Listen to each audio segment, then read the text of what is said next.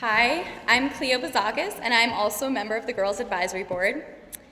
This past December, I went to Washington, D.C. with a few other girls from my state to speak to my senators and House member to lobby for women's reproductive rights, specifically for abortion to be covered by Medicaid. Because of my experiences on GAB, I now have the confidence, preparation, and platform in which I'm able to be an activist. My experiences with Hardy Girls have taught me so much about how to take action, use my voice to advocate for myself and others, and lead on issues I care about.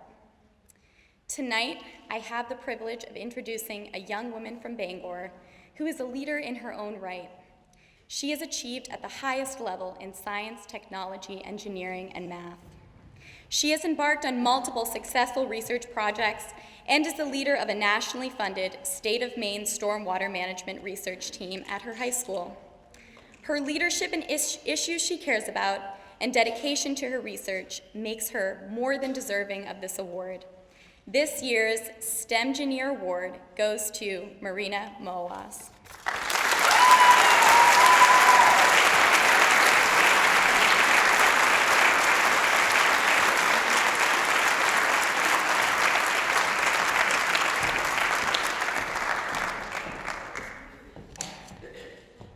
Good evening.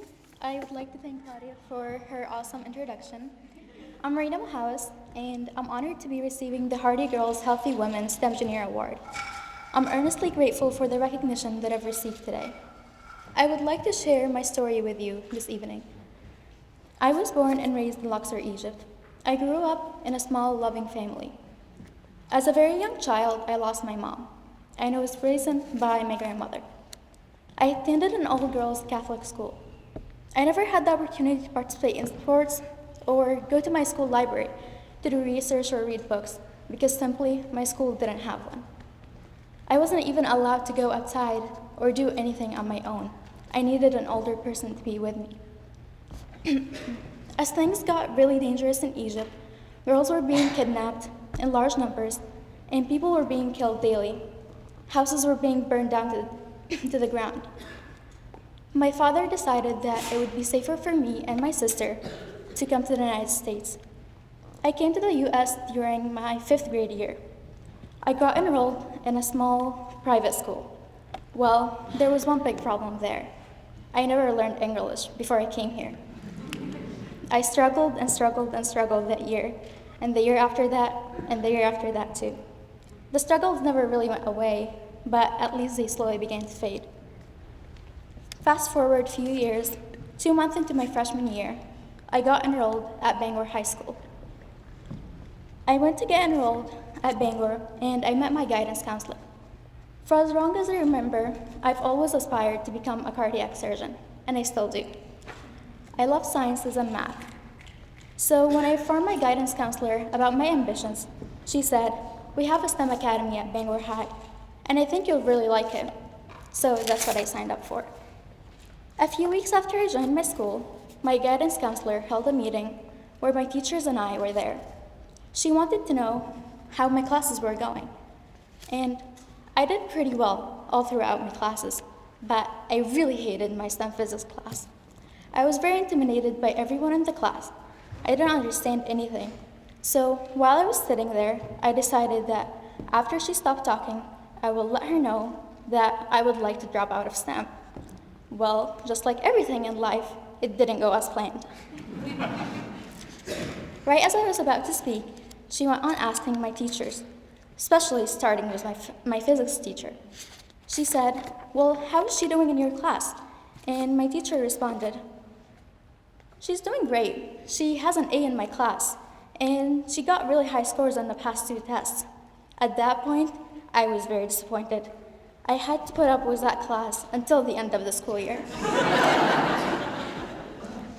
Thankfully, I made it through my STEM freshman year, but I knew that I couldn't continue with it until the other years. So on the beginning of my sophomore year, on the first day, I went up to my instructor for the STEM research class, Mr. James.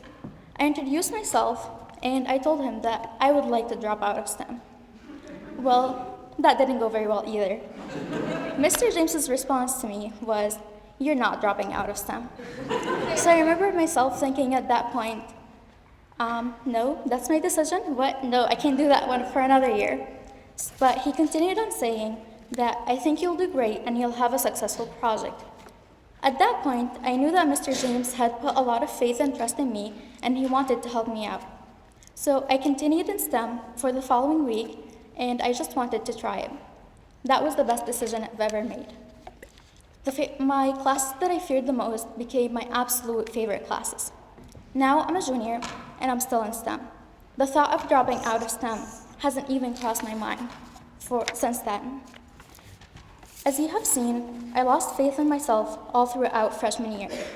I never thought I would continue in STEM, win a place at the science fair, or get an internship or be a part of stormwater group, let alone become a leader. I never thought I would be anywhere where I am today if it all wasn't for Mr. James. He believed in me when I doubted myself all throughout. He pushed me every single day so that I could achieve my goals. The person who I am today is because of all of the people I've been surrounded with. I would like to start off by thanking my father for teaching me to have courage, and my sister for teaching me what kindness really is, and for always being there for me. I would like to thank my coach, cross-country coach, Coach Huber, for teaching me to always be positive and to end my sentences when it was a period once I start to get native. I would like to thank Mr. James for teaching me to control my attitude. And if I couldn't control anything in my whole day, I can always control my attitude.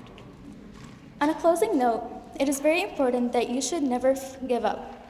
Even if you're convinced that it's all over, it's not, unless if you want it to be. As you can see, I have faced several challenges on my way here, but I never felt sorry for myself. I always got up again and continued on going. Each of these challenges has only strengthened me, and that's why I'm the person who I am today. For all of you girls out there, I would like to remind you to never feel bad about if you fall down. Just get up and move on. Just like life, it never stops. It keeps on going. Thank you.